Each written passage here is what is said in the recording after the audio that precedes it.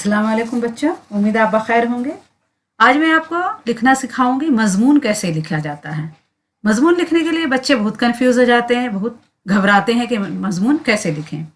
आपको कुछ टॉपिक दे दिया जाता है, कुछ मज़ामीन दे दिए जाते हैं, इस पर मज़मून लिखना है। जैसे मेरा पसंदीदा शायर दे दिया जाता है, जैसे क्रिकेट दे दिया जाता है, जिसे अपने मुल्क पर मज़मून लिखिए, या तालीम पे मज़मून लिखिए, या औरत के तालीम पर मज़मून लिखिए। इस तरह से मज़मून लिखने के लिए टॉपिक दे दिया जाता है। इसके लिए हमें बहुत सोच समझ कर मज़मून लिखना होता है। सबसे पहले हम जानते हैं कि मज़मून कैसे लिखा जाता है और इसके लिखने का तरीक़ा क्या है। अगर हमें इसे लिखने का तरीक़ा मालूम हो जाएगा तो हमें फिर मज़मून लिखना आसान हो जाएगा। आइए हम पहले देखते हैं कि मज़मून लिखने का तरीक़ा क्या है। बिस्मिल्लाहिर्रहमानिर्रहीम। मज़मून नवेसी भी एक फ़न है जो मश्क करने से आता है। मज़मून लिखने का तरीका यह है कि मश्क करना, यानी बार बार लिखने से आता है। शुरू में बच्चे मज़मून लिखने से घबराते हैं और दूसरे के लिखे हुए मज़ामीन रट कर लिखने की कोशिश करते हैं। कभी ऐसा नहीं करना चाहिए कि दूसरे का लिखा हुआ मज़ामीन पढ़कर या रट कर लिखें। खुद कोशिश करना चाहिए कि इसकी खूबी, हम अगर कोई भी टॉपिक लिख रहे हैं तो उसके बारे में हम पहले थोड़ा बहुत जान लें कि इसकी खूबी क्या है, इसकी खामी क्या है, ये कब होता है, तो हमें मज़मून लिखना आसान हो जाता है। इसका नतीजा ये होता है कि वो कभी भी अच्छे मज़मून निगार नहीं बन पाते हैं। ऐसा नहीं है कि वो अच्छा मज़मून नहीं लिख सकते, बल्कि जहाँ तक मुमकिन हो मौजू पर सोच समझकर बेखौफ लिखना चाहिए। आपको उस मौजू पर जो भी दिमाग में बात आ रही है आप उसे ज़रूर लिखें और सोच समझकर बेखौफ लिखें। इब्तिदा में दुश्वारियाँ आएंगी, लेकिन लिखते लिखते महारत होती जाएगी और एक दिन आज का मायूस तालिब इल्म कल का कामयाब मज़मून निगार बन जाएगा। अब आइए देखते हैं मज़मून कैसे लिखें। हम मज़मून कैसे लिखेंगे? मज़मून लिखने से पहले इन्वान पर अच्छी तरह गौर करना चाहिए। फिर जो बातें दिमाग में आएँ उन्हें एक अलग कागज़ पर तहरीर कर लें, यानी लिख लें, और इनकी तरतीब का ख्याल रखें। इनकी तरतीब का ख्याल रखने का मतलब ये है कि उसको एक के बाद एक सजा कर लिखना है। नंबर 2 है, मज़मून के 3 हिस्से होते हैं: तमहीद, नफ्स मज़मून और ख़ात्मा। सबसे पहला है तमहीद।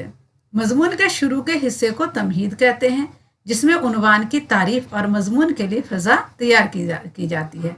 हम कोई भी मज़ामीन पर अगर मज़मून लिखने बैठे हैं तो सबसे पहले इसमें उसको तमहीद लिखेंगे, यानी उसके बारे में बताएंगे, फिर उसकी तारीफ लिखेंगे। नफ्स मज़मून, तमहीद के बाद असल मौजू पर पेश किए गए ख़यालात को नफ्स मज़मून या मज़मून का मवाद कहते हैं। अब हम मज़मून के बारे में लिखेंगे कि हम जो लिख रहे हैं उसका ख़ास मकसद क्या है या उसमें ख़ास खूबी या खामी क्या है वो बताएंगे। और ख़ात्मा, अपने ख़यालात को पेश करने के बाद एक नतीजा भी निकाला जाता है। कोई चीज़ भी हम लिखते हैं, अपने ख़यालात का इजहार करते हैं, तो उसके लिए एक नतीजा निकाला जाता है। यही नतीजा मज़मून का आखिरी हिस्सा यानी ख़ात्मा कहलाता है। आइए अब देखते हैं मज़मून की किस्में। मज़मून 3 तरह के होते हैं। मज़मून बयानी, जिसमें किसी चीज़, मकान या जानदार का बयान पाया जाए, मज़मून बयानी कहलाता है। मसलन गाय के मज़मून के लिए इसके जिस्म की बनावट, इसका रंग, खुराक और दीगर तफसीलात बयान करनी होंगी। चुनांचे ऐसे मज़ामीन को बयान या मज़ामीन कहते हैं। इसमें क्या बताया जा रहा है कि हम किसी चीज़ का, मकान का या जानदार पर अगर कुछ लिखते हैं तो उसके लिए क्या करना पड़ता है हमें। जैसे गाय पर लिखते हैं तो हम गाय की बनावट का बताते हैं, फिर उसके खाने का बताते हैं कि वो क्या क्या खाती है, फिर उसका रंग कैसा है, उसके खुराक कैसे हैं, ये सब बयान करते हैं। चुनांचे ऐसे मज़ामीन को क्या कहा जाता है? बयानिया मज़ामीन कहते हैं। नंबर 2 है मज़मून हकाई। इसमें वो तमाम मज़ामीन शामिल हैं जिनमें किसी वाक़या, किसी की सवाना शामिल हो। सवाना उमरिया, हिकायतें या वाक़यात का ज़िक्र मज़मून हकाई कहलाती हैं। जैसे हम गालिब पर लिखेंगे कि हमें किसी पसंदीदा शायर पर लिखना है तो ये क्या है? सवाना हो जाएगा, उनके बारे में हमें बताना हो, तो ये सवाना उमरिया या हिकायत या वाक़यात, किसी को हिकायत को हमें दर्ज करना हो या वाक़यात बताना हो तो इसे मज़मून हिकाई कहलाता है। नंबर 3 है मज़मून ज़हनी। ऐसे मज़ामीन जिन पर गौर व फिक्र की ज़रूरत हो, मसलन ईमानदारी या तालीम जैसे अनवानात पर जब मज़मून लिखा जाएगा तो इन चीज़ों पर गौर व फिक्र करके अपनी तरफ से लिखना होगा। अगर हम ईमानदारी पर लिखेंगे तो हमें अपने ऊपर गौर करना होगा कि ईमानदारी में क्या क्या चीज़ ज़रूरी है, ईमानदार लोग कैसे होते हैं, तो ये सब हमें गौर फिक्र करने की ज़रूरत है। तो ऐसे इनवानात पर जब मज़मून लिखा जाएगा तो इन चीज़ों पर गौर फिक्र करके अपनी तरफ से लिखना होगा। ایسے مضامین کو مضمون ذہنی کہتے ہیں. یہ سب اپنے ذہن سے لکھنا ہوتا ہے کیونکہ ہم جانتے ہیں کہ ایمانداری میں کیا کیا باتیں آنی چاہیے.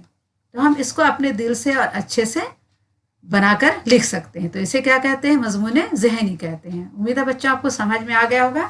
اب کوئی بھی ایک ٹاپک لے کر اور اسی طرح سے مضمون لکھیں تو انشاءاللہ آپ ضرور کچھ نہ کچھ لکھ پائیں گے اور کوشش کریں گے تو اچھا لکھیں گے. ٹھیک ہے، اگلی ویڈیو میں پھر ملاقات کریں گے. اللہ حافظ.